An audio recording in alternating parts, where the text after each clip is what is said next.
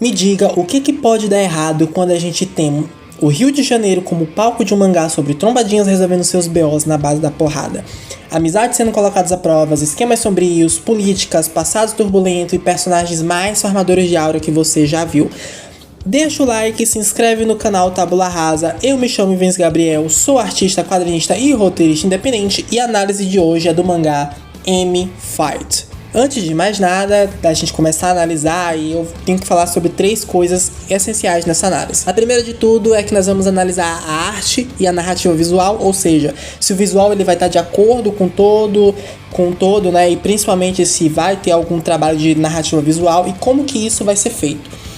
A segunda coisa são os personagens, onde vivem, o que comem, onde dormem, enfim.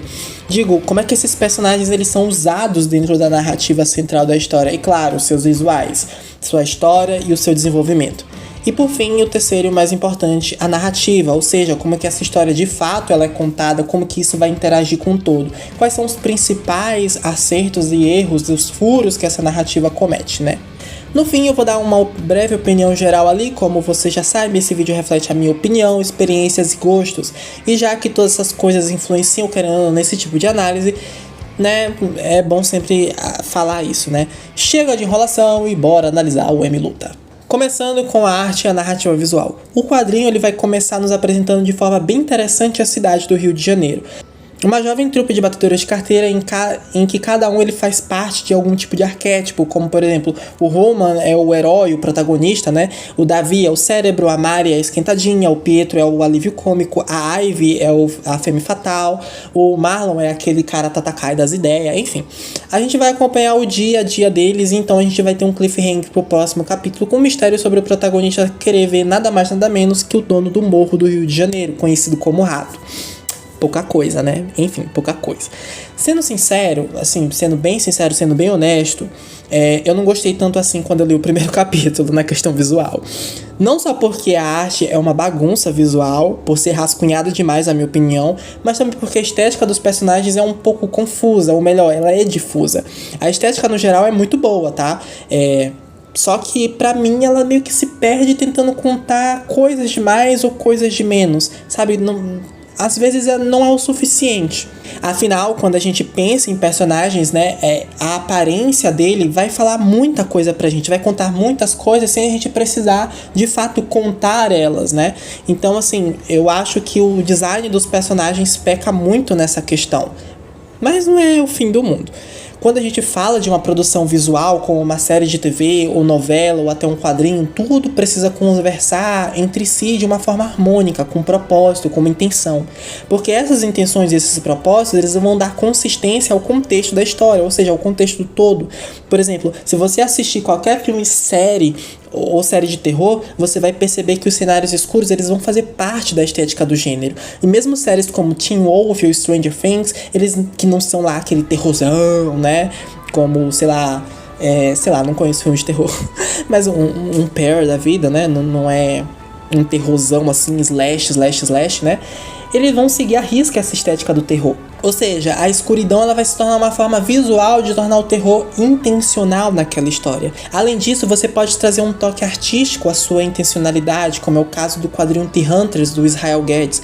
O traçado falhado, grosso, se destaca muito naquele cenário realista de traçado fino, né? Então os personagens eles acabam saltando aos olhos, saltando do papel. E torna, assim, a experiência de ler muito, muito boa. Mostrando pro leitor que os personagens eles são algo que realmente merece a sua atenção.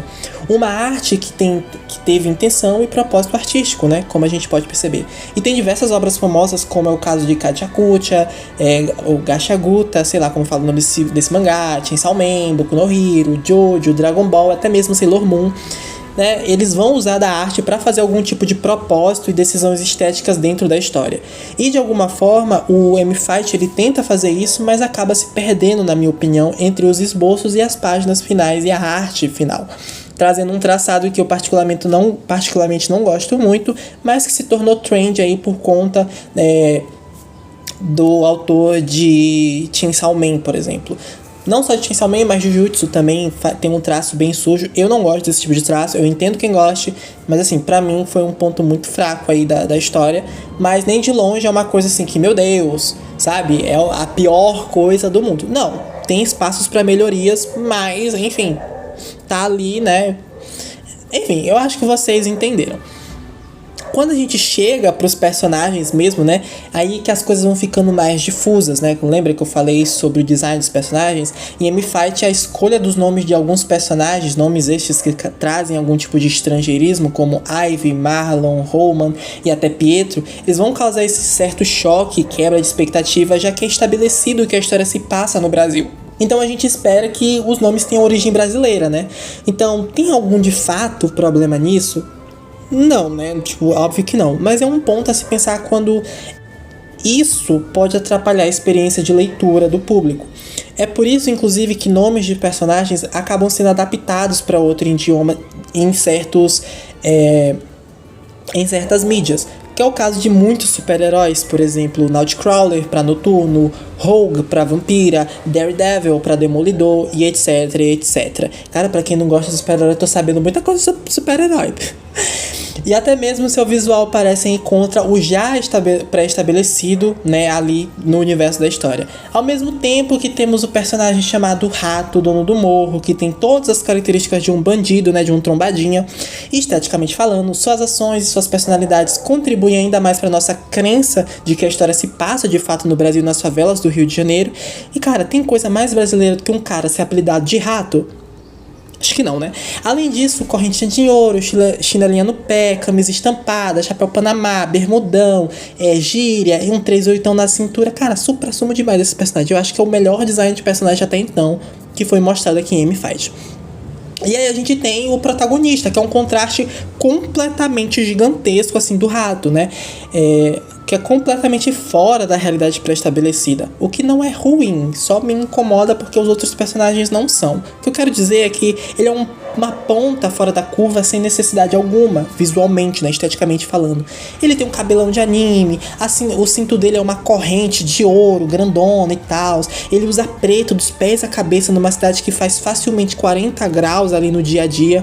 Sem falar nessa jaqueta que compõe o look dele, que, meu Deus, é totalmente fora da curva, isso quebra totalmente a imersão da gente ali, ainda mais quando os outros personagens eles não vão seguir esse exagero estético, né?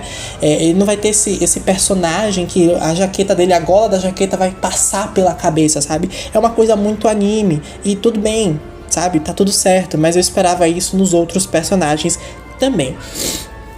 Provavelmente o que aconteceu é que aqui os autores eles queriam que o personagem ele se destacasse dos demais, até porque ele é o protagonista, e optaram por trazer esses elementos fantasiosos em uma história que não tem tantos elementos fantasiosos assim, embora exista alguns elementos.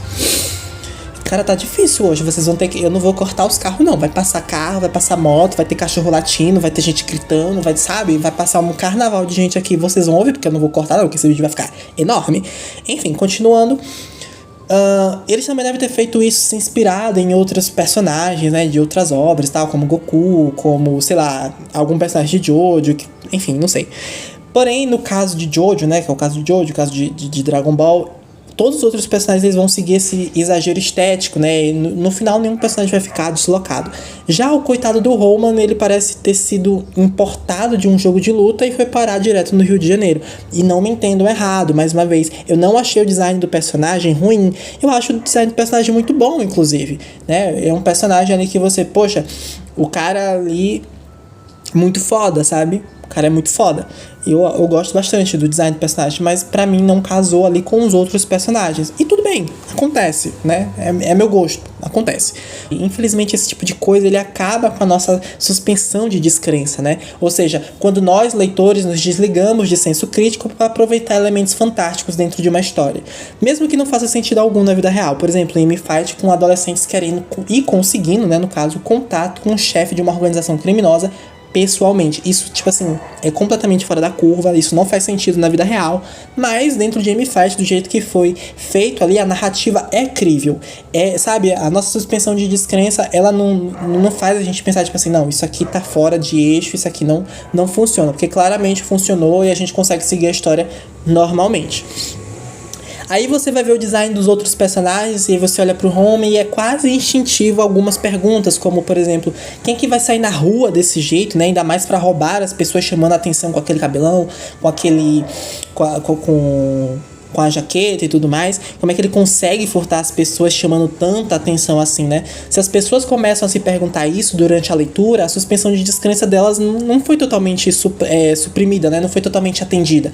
E isso é tão real que quando o Homer ele tira a jaqueta pra começar a lutar, né? Ele tira a jaqueta, prende o cabelo e tal, aí o personagem fica mais palpável. Aí o personagem ele sobe de patamar porque de fato parece o protagonista que a história de fato merece, na minha opinião, né? É um personagem que você vê, tá, ele deixou de ser um personagem cômico, entre aspas, né? Um personagem cômico e passou a ser um personagem real. E isso, né, é muito, muito bom para qualquer tipo de história.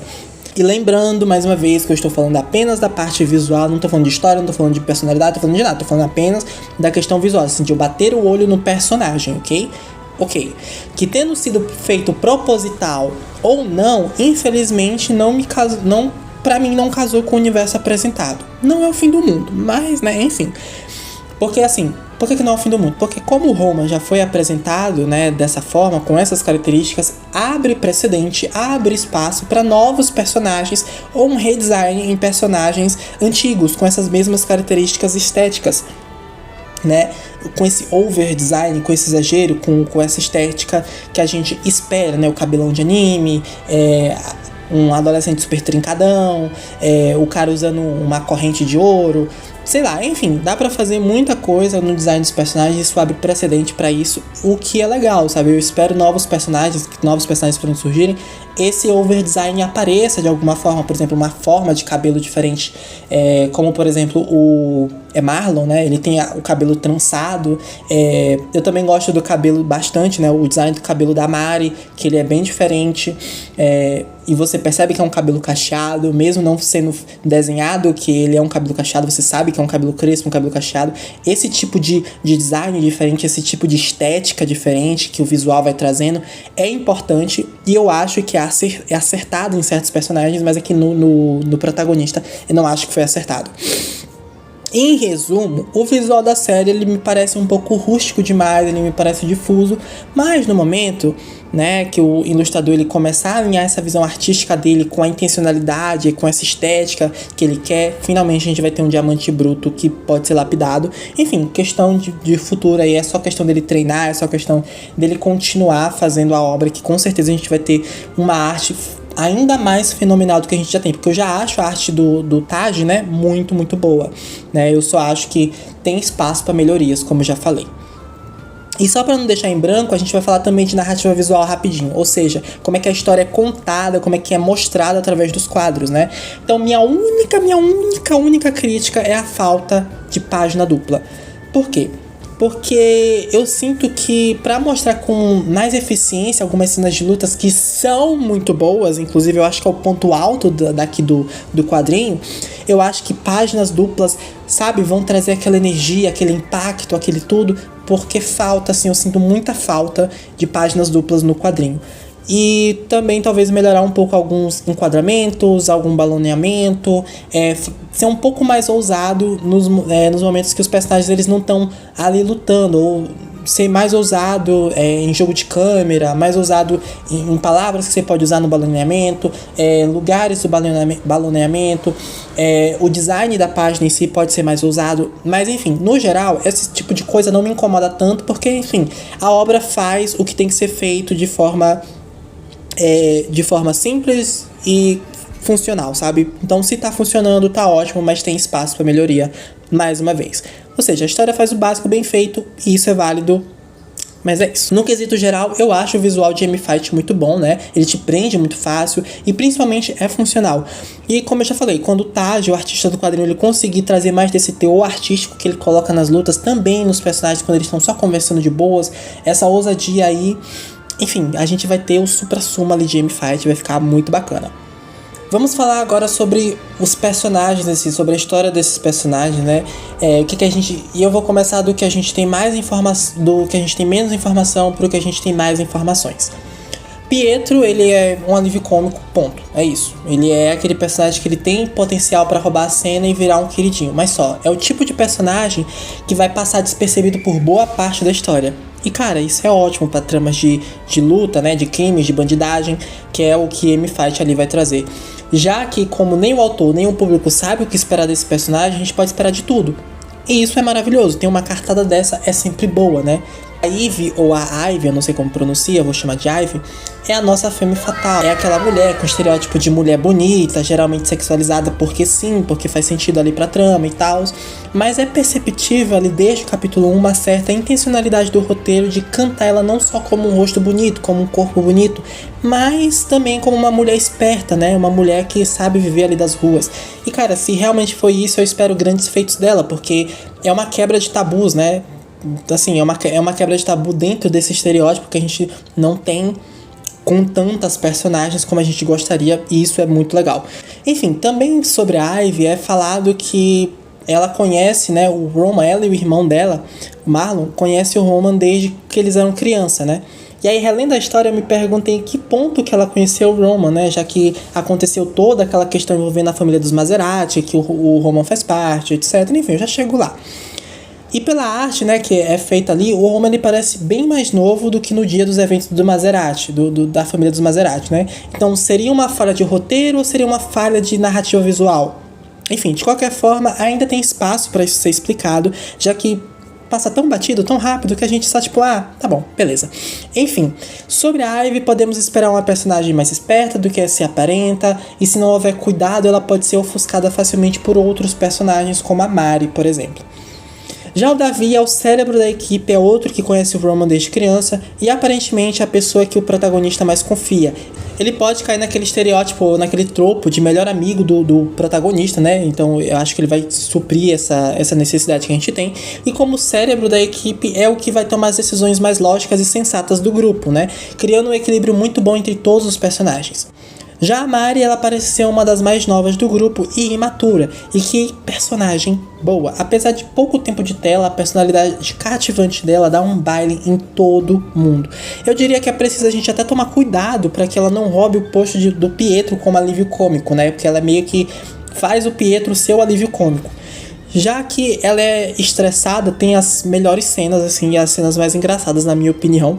E tudo porque ela se estressa por se preocupar demais com os amigos e tal. Isso é muito gostoso de ver, né? Muito bacana. Inclusive, é super gostoso de ver também ela fazendo o trabalho de vigilância dela. Ela é a pessoa ali que são os olhos da equipe, né? Que vai fazer a vigilância.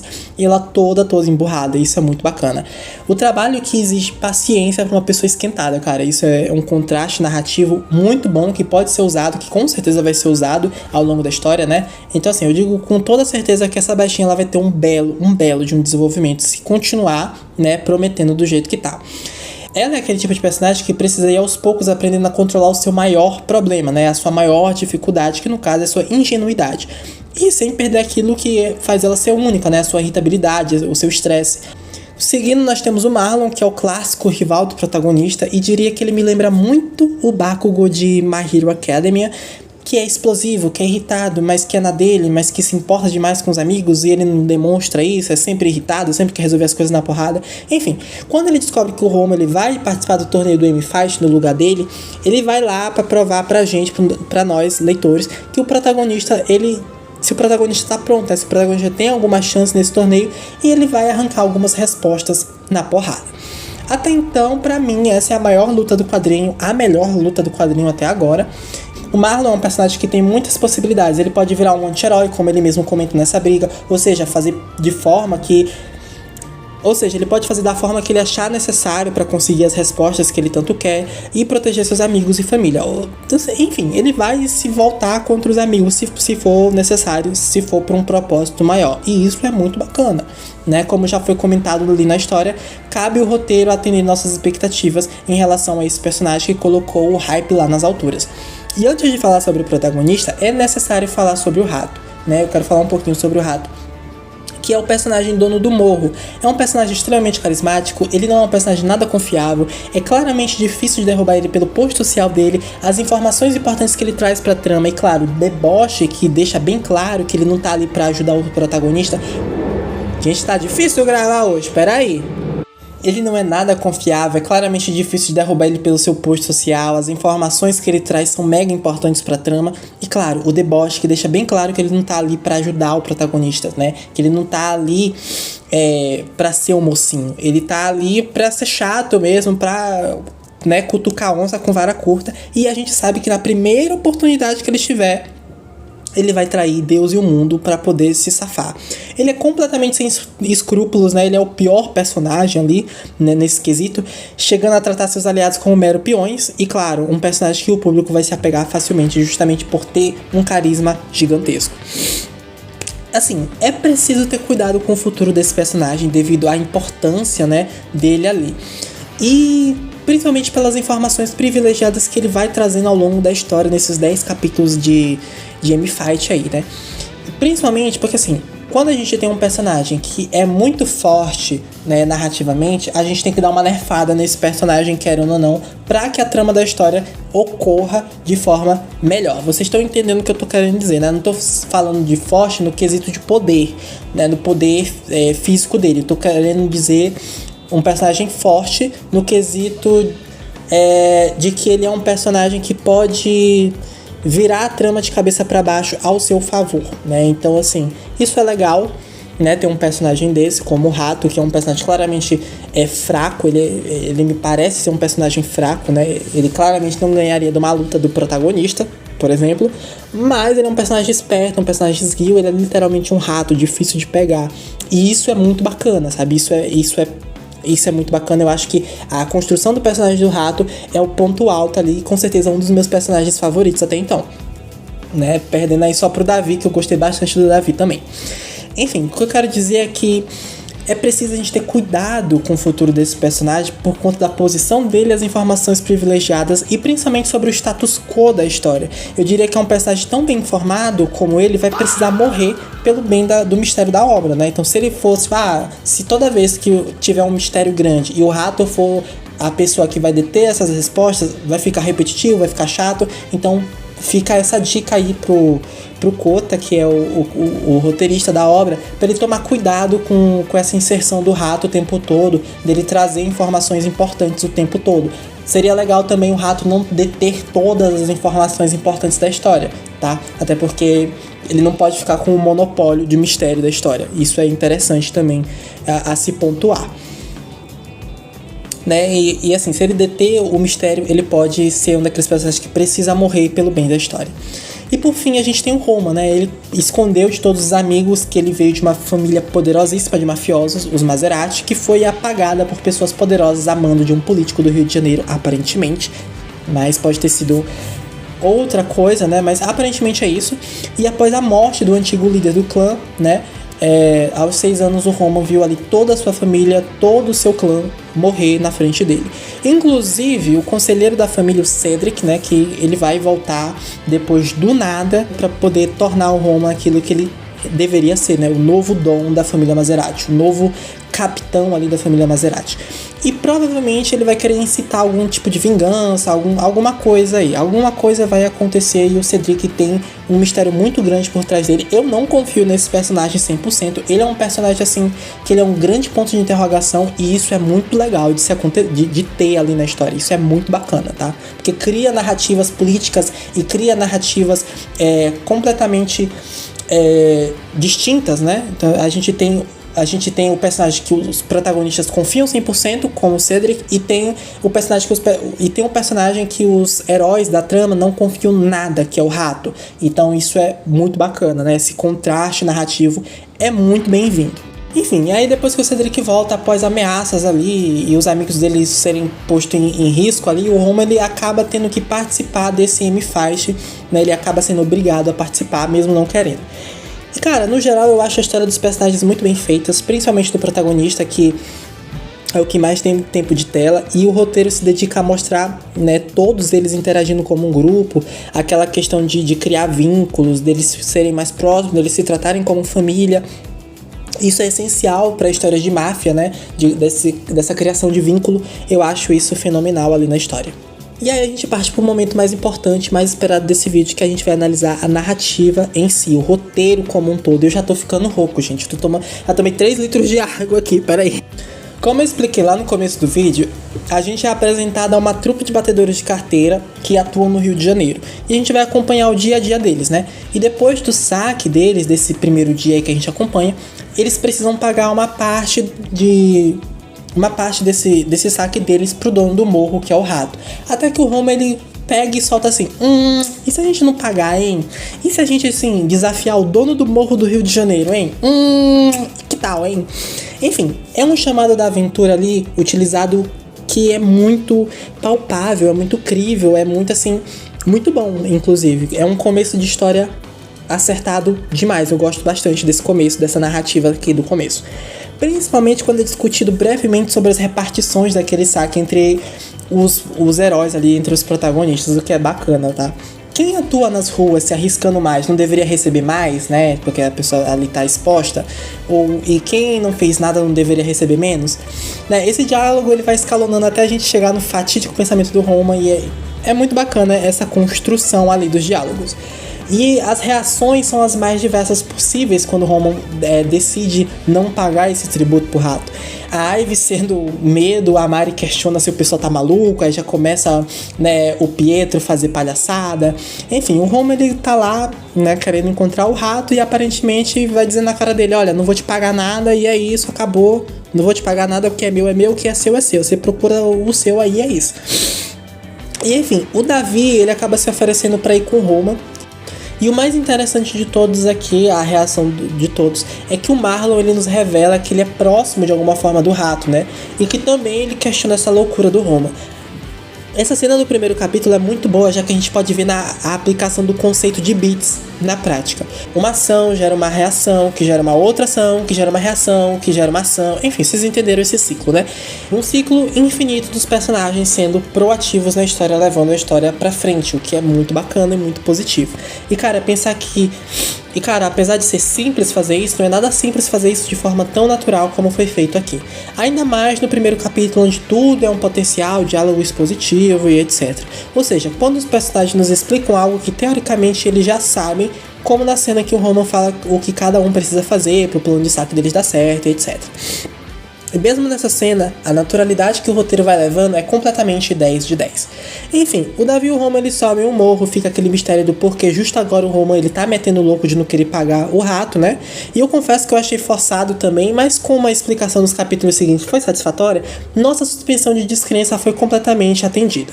E depois de muita porradaria sem sentido, aparentemente, na subida do morro, o dito cujo rato surge para nos explicar tudo, não sem antes mostrar que ele de fato é um rato nojento e asqueroso.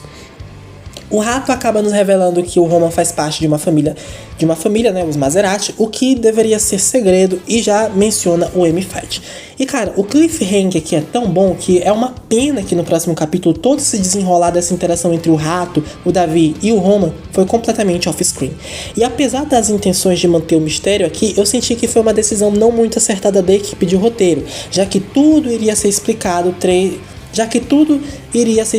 daqui 3 capítulos. Então assim, por que não mostra logo? Mas pelo menos, né, a gente pode pescar o que aconteceu ali. O Rato chama ou chantageia o Roman para participar desse M-Fight, que vale ressaltar que não foi explicado até agora, a não ser na sinopse, mas é bem simples de entender. O Cabeludo se recusa e provavelmente exige que o Imaginado Rato pare de continuar enviando os capangas atrás dele, né, só para testar as habilidades dele, inclusive sendo esse o motivo pelo qual o Roman não vai querer enfrentar. Inclusive sendo esse o motivo pelo qual o Roman vai se encontrar com o Meliante, né? É bem bacana que o Davi ele pontua o motivo do Roman sempre estar com os curativos e todo machucado, sendo essas lutas a contragosto dele aí, do Roman com esses capangas. Enfim, e é aí que temos a luta mais legal do quadrinho até então, que é o Roman versus o Marlon. É a mais legal porque os dois estão lutando por seus ideais e propósitos. O Marlon por estar com raiva do Rato, ter dispensado ele de lutar no M-Fight, como a pessoa que iria representar ele ali no M-Fight, e o Roman por tentar proteger o amigo de algo muito maior que ele não tem a menor ideia do que está acontecendo. Provavelmente envolvendo os Maserati e tudo que aconteceu. A luta tem elementos visuais muito acima da média de M-Fight e diálogos que demonstram essa profundidade dos personagens. Você consegue entender ambos os lados e assim gostar tanto do Marlon quanto do Roman. E após essa briga, o Marlon perder, ele dá um chá de sumiço na trupe e eles voltam às atividades normalmente em pleno carnaval. Mas antes de tudo, um flashback começa nos contextualizando finalmente quem são os Maserati. E pelo nome, a máfia italiana, eles são um grupo criminoso que atua no Rio de Janeiro. O mais alto posto da família é chamado de Dom e o atual está à beira da morte. O pai do Roman, o Tom ou Thomas, eu não lembro exatamente. O pai do Roman, o Thomas, eu acho que é isso. Ele é escolhido para continuar o legado da família, mas as coisas não são mil maravilhas, pois como é deixado bem claro ali, o chefe da máfia, ele é amado por ser temido e não por ser querido. Obviamente haveria algum tipo de retaliação por algum lado, por alguma parte de algum irmão ou subordinado ali. E após 2 anos, com o novo dono no poder, a retaliação veio brutalmente, inclusive. Um ataque premeditado acontece, 2 famílias da máfia, uma gangue do Rio de Janeiro e até o presidente da Câmara Legislativa do Rio de Janeiro surgem unidos para apagar o legado dos Maserati. Nessa operação conhecemos os seguintes personagens e provavelmente os vilões desse novo arco da história. Da família Nohai, com uma forte inspiração japonesa, a Kizara. Gulak da família russa, Kenjir, e Pidgeot, ex-hacker da família 7, seja lá o que isso significa. Rose Power, capitão da gangue Liberta, e por fim o presidente da Câmara Legislativa, o Princípio. Nesse ataque, não só os subordinados dos Maseratis morrem, como também toda a família e linhagem, sobrando apenas o Roman, que é salvo pelo conselheiro da família, o Cedric. Desde então, Roman se vira nas ruas com seus novos amigos e família, o que nos leva de volta ao carnaval e o saque daquele dia. Dessa vez, pessoas muito poderosas estão de olho nele, justamente ninguém mais, ninguém menos que o Pidgeot, que apareceu nesse flashback, que traiu o rato, se aliando aos Nohai. A Mari e o Pietro acabam sendo capturados e o Roman acaba reencontrando uma pessoa que ele achava que estava morta, o Cedric, que surpreende a todos dizendo que ele está trabalhando com o rato. Por isso que eu não confio nesse cara. Dessa vez, sem escolhas, o Roman precisa vencer o M-Fight para não colocar seus amigos em ainda mais perigo e dar um jeito ainda de salvar a sua família, os seus amigos que foram raptados. E após 3 meses de treinamento nos morros do Rio de Janeiro, ele é levado até a sua antiga casa, a mansão dos Maserati, para lutar no torneio representando a favela. E meu Deus, que sequência de eventos bons, Primeiro a gente tem a luta mais legal da obra até então, seguido do flashback, a explicação do interesse do rato nos Maseratis e por fim, finalmente a explicação do que é o M-Fight, que se você não catou até agora, é basicamente um torneio clandestino entre pessoas poderosas ali do Rio de Janeiro por território, ou como a sinopse nos revela, para evitar uma guerra entre o submundo do crime e a milícia pelo comando do Rio de Janeiro. Por isso, M-Fight ou Mafia Fight, Deve ser mais ou menos isso. Como é perceptível ao longo dos capítulos, o autor trabalha muito técnicas de empatia nos seus personagens e faz todos agirem como um grupo que, como eu já disse, para a temática de famílias mafiosas faz total sentido. Confiança, traição, vingança são temas que precisam estar presentes na obra no geral. E é bem abordado, na minha opinião.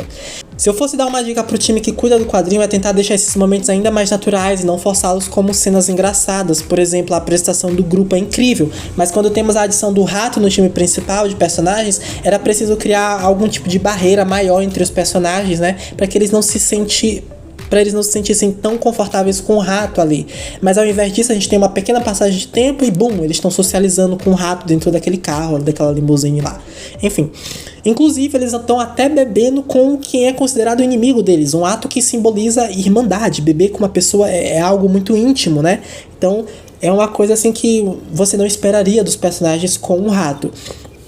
Tudo que o rato não é pra eles é um irmão, Então, tipo assim, outra coisa que é preciso tomar muito cuidado é quanto à suspensão de descrença do leitor, não só em relação ao design dos personagens, como eu já falei, mas também na narrativa. Por exemplo, quando o roteiro se recusa a todo custo explicar de forma eficiente o que seria o M-Fight. É legal pescar essas informações ao decorrer da história? É bacana, mas se recusar a contar algo tão importante se torna cansativo.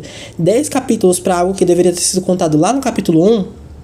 talvez não tenha sido a melhor escolha possível. Se não fosse pela sinopse da história, jamais que a gente ia saber o que é o M-Fight e fica parecendo que os personagens estão se metendo em algo que eles não têm a menor dimensão do que se trata, Principalmente ali os amigos do Roman, Que não tem noção nenhuma do que seria o M-Fight, do que são os Maserati, do que tá em jogo ali.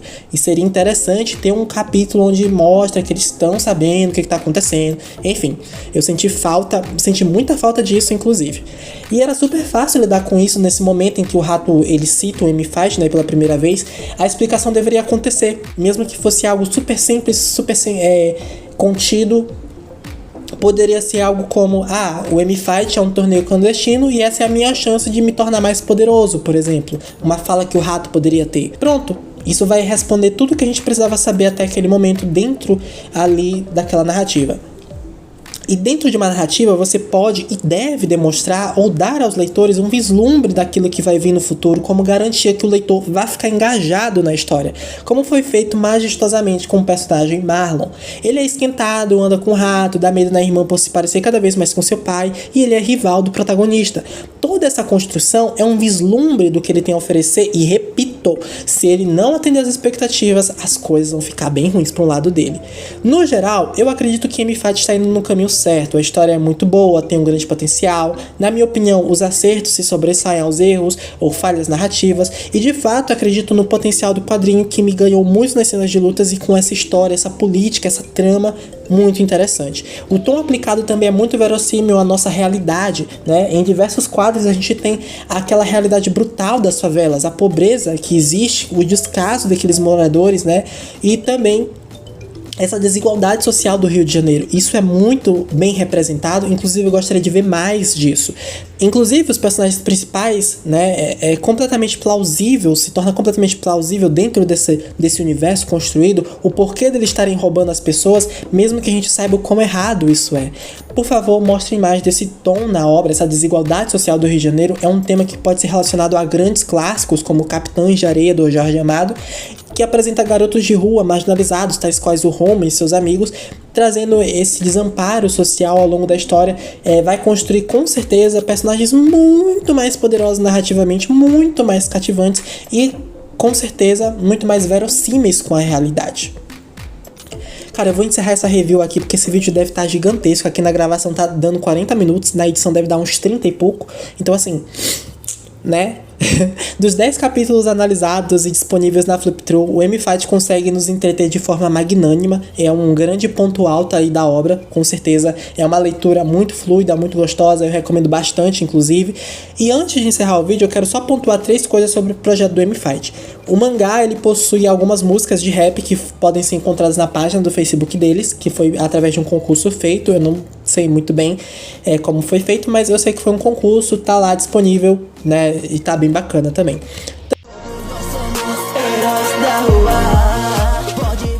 Também está disponível para compra, né, através de um impresso pela editora Beija-Flor, e eu não tenho certeza, e peço para o autor deixar aí nos comentários pra gente, mas aparentemente a história desse impresso é um capítulo especial falando sobre a história do rato, que na minha opinião vale super a pena, tá? Vale super a pena porque, se eu não me engano, são 140 páginas, é bastante coisa, então assim, super a pena, vale super a pena. Que também está disponível na Flip-Thru através do desbloqueio de Flipcoin. Então se você não pode comprar o impresso, você pode ir lá, ler na Flip-Thru através, acho que é 200 moedas, se eu não me engano, talvez até menos.